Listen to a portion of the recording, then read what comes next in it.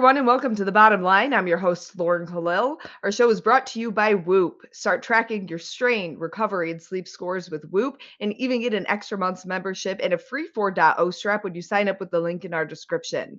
If you like listening to us chat about CrossFit news and everything that's going on in the sport, make sure to like and subscribe to our channel. On today's episode, we have sports analysts Brian Friend and Patrick Clark here to finish up their first takes on our semifinal seedings. Today, we're talking about the CrossFit Atlas Games. It's going to be held in Canada, June 10th through the 12th.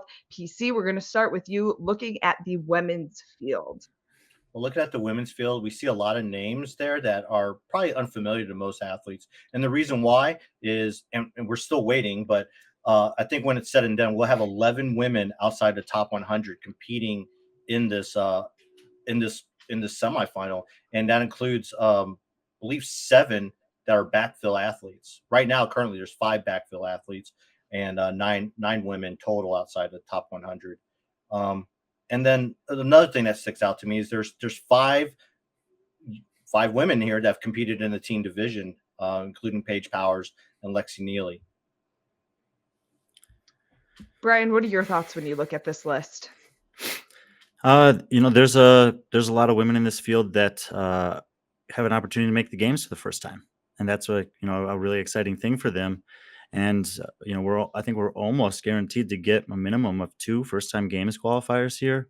In particular, I'm thinking Emma Lawson and Freya Moosberger got a great draw and have a great opportunity to get through. I mean, it was a big decision for Emma to compete as an individual this year instead of a teenager.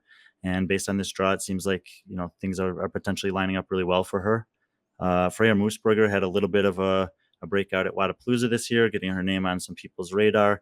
And this is probably something she's super excited about as well. So maybe having some new names out of Canada on the women's side at the games this year. And moving right on to the men's field, Brian, we'll start with you what your first takes are on the seating for the men's side. There is very little room for opportunity for people to break through in this field. So almost the exact opposite of the women's field. You see guys like Vellner, Caron, Vigneault, and Adler. And outside of injury or illness, basically there's one spot available in this lineup. And there's a bunch of guys that are certainly capable of getting that, but not a lot of room for opportunity when you have guys that are that good at the top of the roster. PC, what are your thoughts? We're looking at top 5 that will probably be all Canadian, unlike last year. Last year, obviously, there were some Americans mixed in there, but this year, I wouldn't put it out of the realm of possibility that all 5 athletes are Canadian that come out of this semifinal. I am curious, when looking at the list of the men and women's field who are slated to go to the Atlas Games. At this point, the competition will be held in person, unlike last year. But are there any athletes that you guys know of that will not be able to travel to the Atlas Games, whether that be a passport or visa issue or vaccinations? Yeah, there seem to be, and we've covered some of the stories in some articles we've written and conversations we've had. But there's also a good opportunity for some changing around of positions, from what I understand. There are athletes currently registered as individuals that are also known to be competing on a team, and at some point that their names are going to be removed from the individual leaderboard.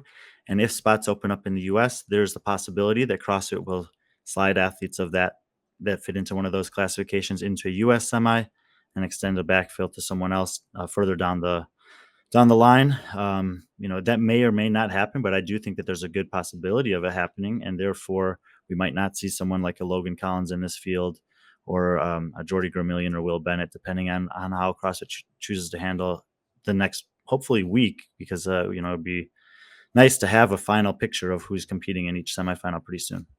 Yeah, and I think it's very unfortunate for the Atlas Games that it's great that finally after 2 years, the Atlas have a live competition that we know of. So, but now they're kind of being used as they're getting all the athletes, they're losing athletes, and it's just because of politics and things going on right now. But it's just unfortunate that here it is, the Atlas Games once again, they're suffering the consequences, and it sucks because they have a really good following there. They have great organizers, a good community there, and it's unfortunate that they kind of they're being put in this situation.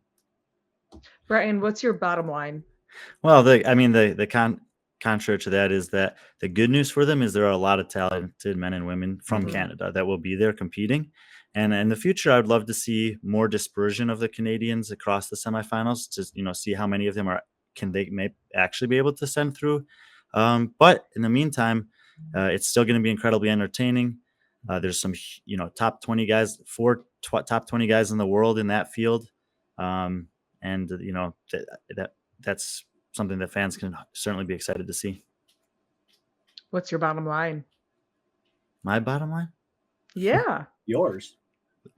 Yours. Okay, fine. Vellner's the guy to beat. Oh. Bottom line. Put it out there. PC, what's yours? I think Brian kind of alluded to this before in the women's divisions that we're going to see some new names. We're going to see some rookies coming out of here, and it's going to be fun because you're going to have a lot of opportunities, especially for some of these women that, a good example, someone like Bailey Rowell, who, competed in Atlas Games and then made it to the games, and now she's, considered one of the top athletes in the women's division. So, an opportunity like that presents itself for one of these ladies here in the Atlas Games. All right, Patrick Clark, Brian Friend, thank you so much. That wraps up our first takes of the semifinal. We will have more in-depth coverage as we get closer, so we'll see you guys then.